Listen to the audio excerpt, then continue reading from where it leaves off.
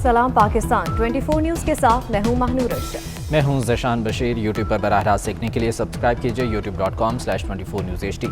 Headlines आप जान चुके, खबरों की तफसीलात की जानिब बढ़ते हैं और सबसे पहले अहम खबर आपको दें कि न्यूजीलैंड ने सिक्योरिटी खदशात की बिना पर दौरा पाकिस्तान अचानक ख़त्म करने का ऐलान कर दिया। सीरीज़ मुलतवी हो गई। वज़ीर आज़म की जसिंडा ऑर्डन को फ़ोन कॉल भी काम ना आई। न्यूजीलैंड क्रिकेट के सरबराह का कहना है कि एहसास है कि फैसले से पाकिस्तान को धचका लगेगा, लेकिन खिलाड़ियों की हिफाजत का मामला है।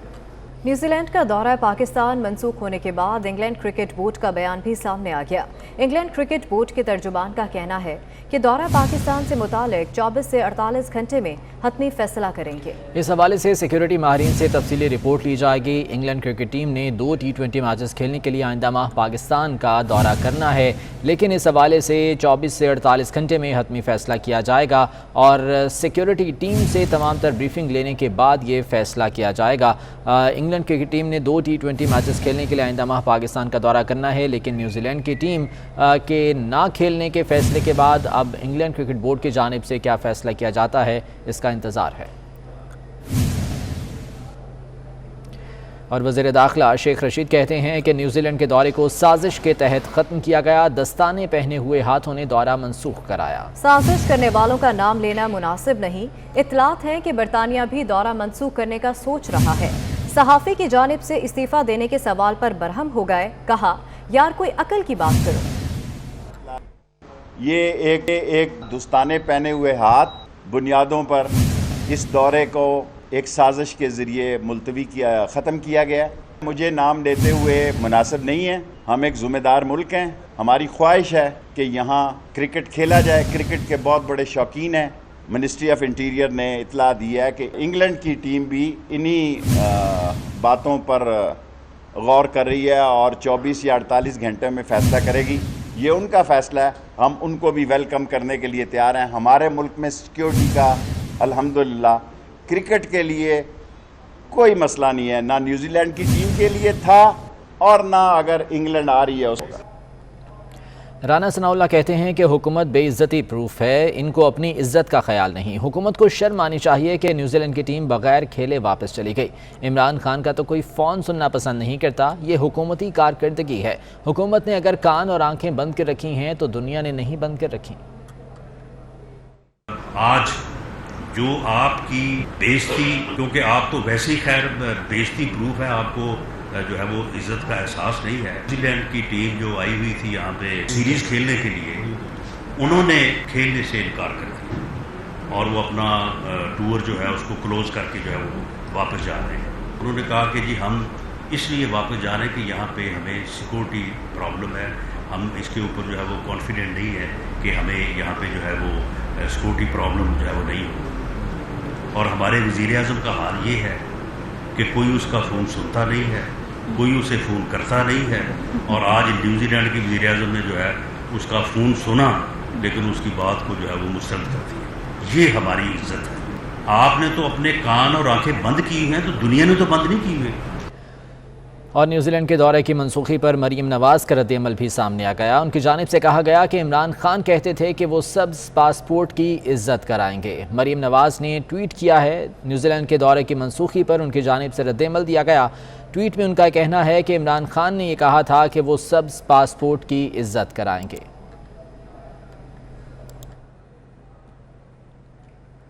सिक्योरिटी थ्रेट का बहाना बनाकर क्रिकेट सीरीज मंसूख करने वाली न्यूजीलैंड क्रिकेट टीम इस वक्त इस्लामाबाद के एक होटल में मौजूद है। होटल के बाहर सिक्योरिटी की क्या सूरत हाल है, ये जानेंगे अपने नुमाइंदे उस्मान जावेद से, जो इस वक्त होटल के बाहर मौजूद हैं। उस्मान बताएगा।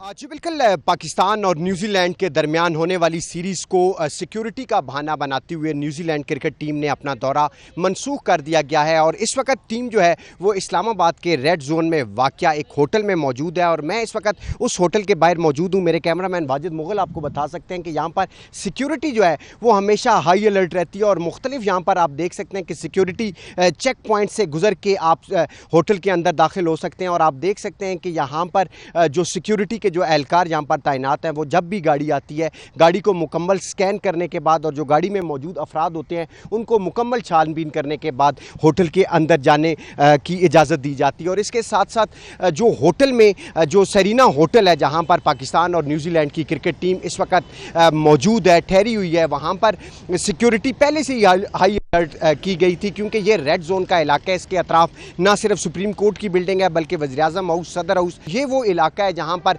मुकम्मल तौर पर सिक्योरिटी हमेशा हाई अलर्ट रहती है और कोई भी इस होटल में और इसके अतराफ कोई भी नाखुशगवार वाक़या पेश नहीं आया। जी, चेयरमैन पीसीबी रमीज़ राजा का कहना है कि सिक्योरिटी का जवाब बनाकर टूर ख़त्म करना अफसोसनाक है, इससे कौम को अफसोस हुआ।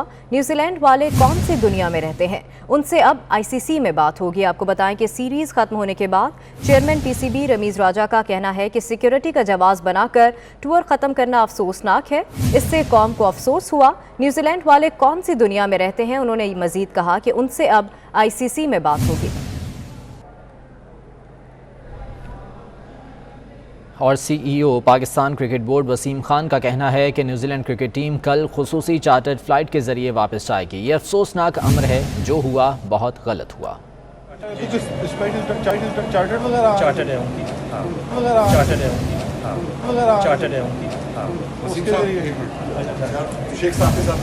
कौमी कप्तान बाबर आजम ने न्यूजीलैंड के अचानक फैसले पर मायूसी का इजहार किया है। ट्विटर पैगाम में कहा कि सीरीज़ क्रिकेट शायकीन के चेहरों पर मुस्कुराहटें ला सकती थी। हमें अपने सिक्योरिटी इदारों पर फख्र है। पाकिस्तानी सिक्योरिटी एजेंसियों की सलाहियतों पर पूरा भरोसा है। कप्तान कौमी क्रिकेट टीम ने ट्वीट के आखिर में पाकिस्तान जिंदाबाद भी लिखा।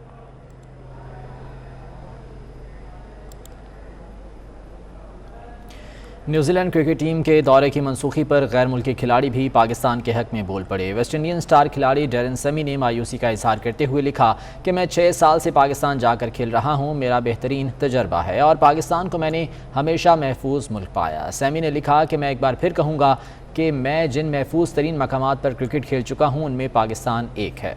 मारूफ क्रिकेट कमेंटेटर और साबिक न्यूजीलैंड क्रिकेटर डैनी मॉरिसन ने लिखा कि उन्हें बहुत अफसोस हुआ। पाकिस्तान में सफ़र करना और क्रिकेट के लिए जाना हमेशा अच्छा लगता है। श्रीलंकन क्रिकेटर ने लिखा कि पाकिस्तान में जाकर खेलना हमेशा अच्छा और महफूज लगा।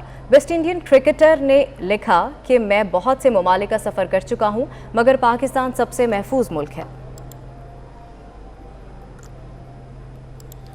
इंटरनेशनल क्रिकेटर्स की जानिब से भी सख्त रद्द-ए-अमल सामने आया है। वेस्ट इंडियन स्टार खिलाड़ी डैरेन सेमी ने भी मायूसी का इजहार किया। उन्होंने कहा कि मैं 6 साल से पाकिस्तान जाकर खेल रहा हूं और मेरा बेहतरीन तजर्बा है और पाकिस्तान को मैंने हमेशा महफूज मुल्क पाया है। मारूफ क्रिकेटर, कमेंटेटर और साबिक न्यूजीलैंड क्रिकेटर डैनी मॉरिसन ने लिखा कि उन्हें बहुत अफसोस हुआ है। पाकिस्तान में सफ़र करना और क्रिकेट के लिए जाना हमेशा अच्छा लगता है। नॉन फाइलर्स को गिरफ्त में लाने की तैयारियां कर ली गई हैं। सदारती ऑर्डिनेंस के जरिए बिजली के बिलों में 5 से 35% एडवांस इनकम टैक्स आयद किया जाएगा। इसी बारे में मज़ीद जान लेते हैं। वकास अजीम हमारे साथ मौजूद हैं। वकास, बताएगा क्या तजावीज़ हैं इस सिलसिले में? जी बिल्कुल, हुकूमत पाकिस्तान की जानिब से सदारती ऑर्डिनेंस के जरिए प्रोफेशनल्स के ऊपर इजाफी टैक्स लगाने का फैसला किया गया है और ऐसे प्रोफेशनल जिनमें वकला, डॉक्टर्स, अकाउंटेंट, इंजीनियर्स, IT माहिरीन और दूसरी सर्विसेज फराहम करने वाले अफराद हैं, उनके ऊपर इजाफी टैक्स लगाने का फैसला किया गया है और इनके ऊपर इनके जो बिजली के बिल हैं इनके ऊपर माहाना 10,000 रुपये तक अगर इनका बिल होगा तो इसके ऊपर 5% इजाफी एडवांस इनकम टैक्स लगेगा। जबकि अगर माहाना 10,000 से 20,000 होगा तो उनके ऊपर 10% इजाफी टैक्स लगेगा। इसी तरह माहाना 20,000 से 30,000 अगर बिजली का बिल होगा तो 15% इजाफी टैक्स देना पड़ेगा और अगर बिजली का बिल 30,000 से 40,000 रुपये तक होगा तो 20% इजाफी टैक्स देना पड़ेगा। जबकि 40,000 से लेकर 50,000 रुपये तक 25% और 50,000 से लेकर 75,000 तक 30% और अगर माहाना बिजली का बिल 75,000 रुपये से ज्यादा होगा तो उसके ऊपर 35% तक इजाफी इनकम टैक्स देना पड़ेगा। बहुत शुक्रिया वकास अपडेट करने के लिए। वज़ीर आला बलूचिस्तान और सादिक संजरानी की अहम मुलाकात शुरू हो गई है। मुलाकात में BAP की सीनियर क़यादत भी मौजूद है। ज़राए के मुताबिक सादिक संजरानी ने वज़ीर आला को बताया कि नाराज़ अरकान -1 पर बज़िद हैं और किसी भी मसालहत को मानने के लिए तैयार नहीं। मज़ीद जान लेते हैं, उस्मान खान हमारे पास साथ मौजूद हैं। उस्मान, बताएगा क्या इत्तलात हैं इस मुलाकात के हवाले से, कोई चेहरा पुरुमीद दिखाई दिया? جی بالکل، وزیر اعلیٰ جام کمال کے خلاف جو اپوزیشن متحد ہوئی ہے اور ساتھ ہی جو ان کے اپنے ناراض رہنما ہیں وہ بھی اس بات پر ڈٹ کے ہیں، جس کے اب سے کچھ دیر قبل جب ایک زہرانے پر ملاقات ہوئی تھی عبدالقدوس سوینجو سے تو انہوں نے واضح کر دیا تھا کہ وہ جام کمال کو نہیں مانتے۔ اس کے بعد جو چیئرمین سینٹ ہے طارق زنجانی، ان کی وزیر اعلیٰ بلوچستان جام کمال سے وزیر اعلیٰ ہاؤس میں اہم ملاقات جاری ہے۔ اس میں بلوچستان عوامی پارٹی کی سینئر قیادت بھی موجود ہے، جس سے چیئرمین سینٹ نے جو ناراض رہنما ہیں ان کے جو تحفظات ہیں اس سے جام کمال کو آگاہ کیا۔ ساتھ ہی ساتھ اب اس وقت جو بلوچستان عوامی پارٹی کی سینئر قیادت ہے وہ بھی اس بات پر مشاورت کر رہی ہے، جس طرح ناراض رہنماؤں نے -1 کا فارمولہ بتایا کہ جام کمال کے علاوہ ہر کوئی قابل قبول ہے، تو اس پر بھی جو اس وقت وزیر اعلیٰ جام کمال سے مشاورت جاری ہے، اور ساتھ ہی ساتھ اس مسئلے کا جو راستہ ہے، جو طریقہ ہے کہ کس طرح اس مسئلے سے نکلا جائے، اس پر بھی مشاورت جاری ہے۔ جی ٹھیک ہے عثمان، بہت شکریہ تفصیلات سے آگاہ کر رہے تھے۔ اس وقت ملاقات کا یہ سلسلہ جاری ہے اور ابھی تک اس حوالے سے کوئی پازیٹیو رسپانس سامنے نہیں آیا ہے۔ صادق سنجرانی کی جانب سے یہ کوشش کی جا رہی ہے کہ کسی طریقے سے مصالحت کروا لی جائے۔ بلوچستان عوامی پارٹی کے رہنماؤں میں ناراضگی اور تحفظات برقرار ہیں۔ جام کمال کو وہ کسی صورت بھی ماننے کو تیار نہیں ہیں اور -1 پر بضد ہیں، لیکن جام کمال کی جانب سے خود بھی بھاگ دوڑ کی جا رہی ہے۔ اب دیکھنا یہ ہے کہ اس تمام تر بھاگ دوڑ کا کوئی نتیجہ سامنے آتا ہے یا نہیں۔ اسی بارے میں بات کریں گے، تجزیہ کار شاہد رند صاحب ہمارے ساتھ موجود ہیں۔ بہت شکریہ شاہد رند صاحب آپ کے وقت کا۔ اس وقت جو صورتحال ہم دکھائی دے رہے ہیں، ابھی تک تو جام کمال کے حق میں نہیں ہے، بہت زیادہ مشکلات میں وہ گھرے ہوئے ہیں۔ کیا صورتحال آپ بلوچستان میں آنے والے وقت میں دیکھ رہے ہیں؟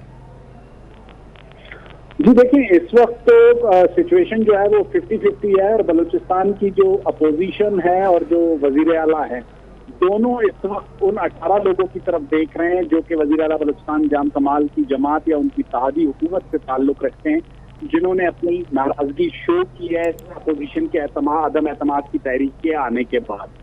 تو اس وقت وزیر اعلیٰ بلوچستان اور اپوزیشن کی جو عدم اعتماد کی تحریک ہے، دونوں جو ہے ان کا مستقبل ان 18 لوگوں کے فیصلے سے منسلک ہے جو کہ اس وقت ناراض کہہ رہے ہیں خود کو کہ وہ وزیر اعلیٰ سے ناراض ہے۔ آنے والے 24 سے 48 گھنٹوں میں جو ہے انہوں نے کوئی حتمی فیصلہ کرنا ہے، اور اس وقت جو مذاکرات کا سلسلہ ہے وہ جاری ہے، اور اگلے 24 سے 48 گھنٹوں کو بہت اہم قرار دیا جا رہا ہے، اور تحریک عدم اعتماد کامیاب ہوگی یا ناکام، اس کے اس وقت چانسز جو ہے وہ 50۔ ٹھیک ہے، شاہد رند صاحب ہمارے ساتھ موجود تھے، بہت شکریہ آپ کے وقت کا۔ اہم خبر آپ کو دیں، مریم نواز کے ٹویٹ نے حکومتی صفوں میں آگ لگا دی۔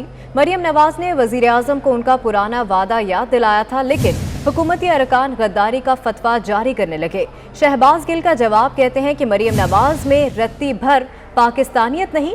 حماد اظہر نے کہا کہ انہیں دھرتی سے محبت نہیں ہے۔ اسی بارے میں بات کریں گے، سینئر تجزیہ کار نوید چودھری صاحب ہمارے ساتھ موجود ہیں۔ بہت شکریہ نوید صاحب آپ کے وقت کا۔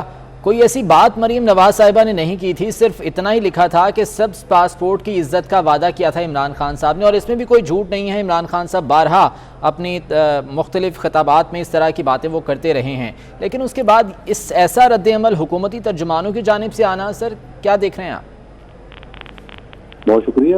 دیکھیں، یہ میں سمجھتا ہوں بہت افسوسناک بات ہے کہ کوئی بھی معاملہ ہو تو سب سے پہلے کسی پر غداری کا لیبل تھوپ دینا، اور یہ جب آپ کے پاس کہنے کو کوئی بات نہ ہو، آپ اخلاقی طور پر کمزور ہوں، آپ کی کوئی ساکھ نہ ہو، تو پھر اس طرح کہتے ہیں نا جی کہ جو دلائل کا جو استعمال ہوتا ہے وہ نازیبا کلمات پر پھر ہوتا ہے۔ تو یہ وہ صورتحال ہے۔